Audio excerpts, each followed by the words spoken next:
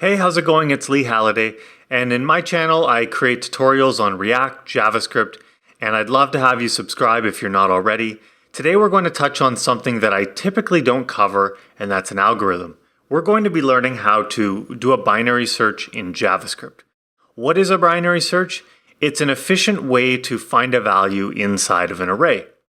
So I've got a JavaScript file set up with an array of values that go from 0 to 10.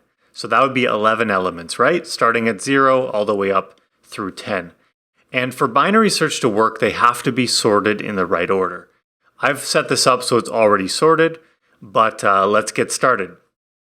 So if I were to make sort of naive search algorithm, it would basically be to just start at the first element, index 0, and just look at the next, all the way to the end until I either find the value or I don't. So if we just quickly write the naive approach first, it will be a function that takes in the value we're looking for along with the array we're hoping to find that value in. So we will create 4. Haven't used these in a little while, but we'll start it at 0. So the index starts at 0, and we'll keep looping as long as the index is less than the length of the array. And on every iteration, we will increment that index. So what we want to be checking is basically to see if the value that we're searching for is equal to the element that we're currently on. If that's the case, we're going to return that index. Ooh, I'm having a hard time typing. And if that's not the case, we're going to keep on searching. So we'll just let it keep looping. But if it gets to the end of this for loop and it hasn't found it, we are going to be returning -1. And -1 will basically indicate we weren't able to find this element in the array. So if we console.log this search function, passing in, let's say, the number 7. So we're trying to find 7 in the values array. So if we come down to the console, we're able to find the value 7 at index 7. It just happens that I line them up that way so it's easy to figure out. But how many loops or iterations did it take to find 7? We can put a console.log on every iteration. So we basically started at index 0, then we tried 1, 2, 3, 4, 5, 6, 7, and finally when we got to index 7, we found our value, number 7. So it took us looping through as many number of elements as we could, 7 to find that. But what if we were looking for value 15? We would literally have to look through the entire array. We wouldn't find it just to return -1. That's not a big issue when your array is only 11 elements long, but imagine if you had 10,000 or 10 million. That's a lot of iterating just to find out that the value is not even there. So sort of the best case scenario would be, I guess on the first one, but the worst case scenario would be literally looping through every value. So we want to try a better approach, and the binary search approach is to always be taking our full array, cutting it in half, and then checking to see if our value is in the left half or the right half. And that only works if it's sorted in the right order. Otherwise, you won't be able to basically have that certainty that it's either to the left or to the right. But that's where the algorithm we're going to work through right now. So let's create a function called binary.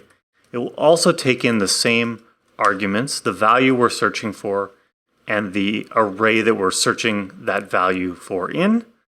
And I'm going to comment this out now.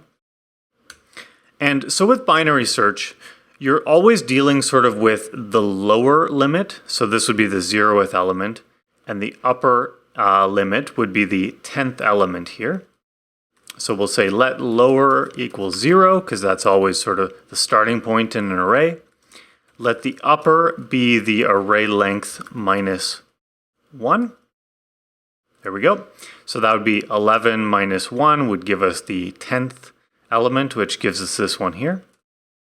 And what we're going to do is we are going to just keep iterating as long as the lower boundary is still less than or equal to the upper boundary.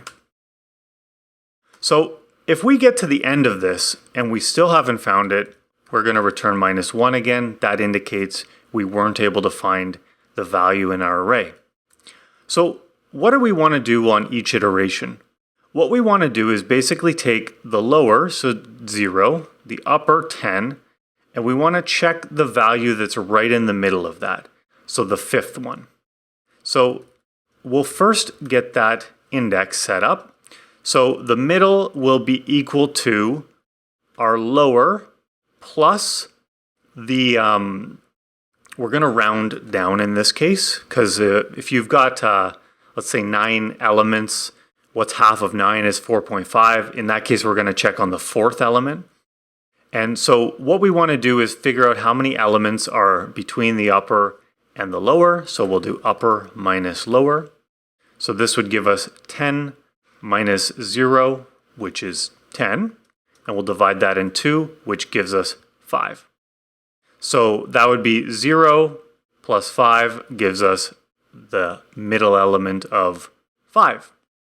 So once we have the middle element, or the middle index, I should say, we want to just check, is that equal to the value that we're looking for? So is the val equal to the array at the middleth element? I don't think middleth's a word, but hopefully you understand that. So if that's the case, great, we found the one we were looking for. We can return that middle element, or the middle index, I should say.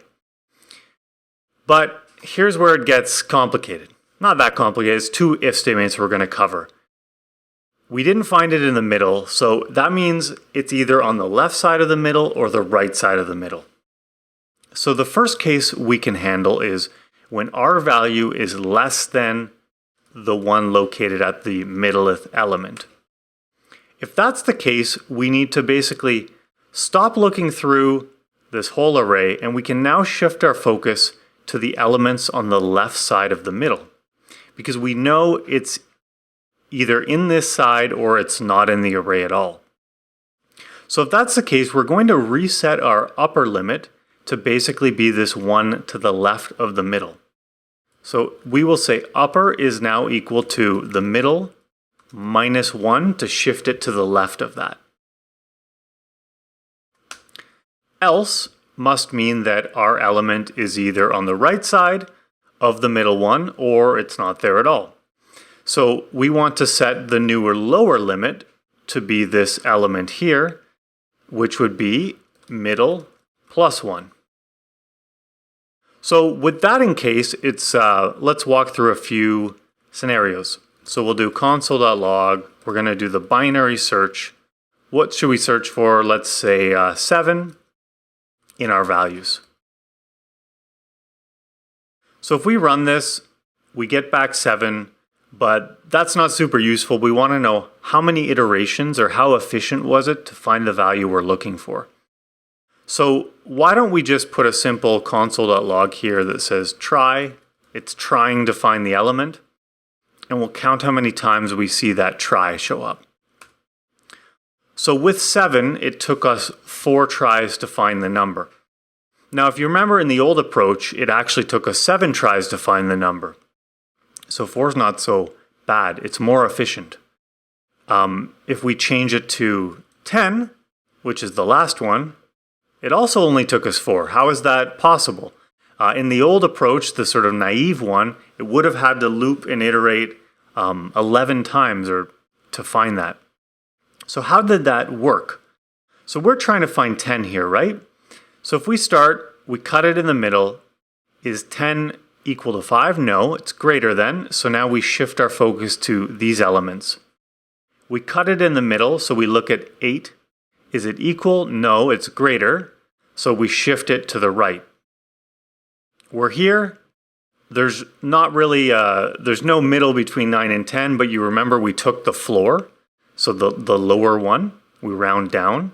So we check, is it equal to 9? No, it's greater. So we shift over here, and finally we found it. So it took us 4 tries to find any element inside of this array, which is pretty cool. It can obviously be a little bit faster than that, like say we just happen to find the one in the middle right away. great, it took 1 try. If we happen to be looking for 8, it takes 2 tries. If we happen to be searching for, let's say, 2, it also took 2 tries. So it depends how sort of which one you're looking for and if it happens to fall on it right away. But worst case scenario, with this many elements, it only took us 4 tries. So even if you have 10 million elements, every time you're cutting it in half. So you'd go from like 10 million to only 5 million to 2.5 million to whatever. So the worst case scenario in the naive approach would mean, I have to search for 10 million iterations. The worst case in this one is a lot less because you're always just cutting it in half. So that number can get pretty low pretty quickly. So that's a binary search. You have a sorted array, you're always cutting it in half, and you're either going to the left of that value or to the right of that value. Hope you enjoyed this video. Take care. Bye.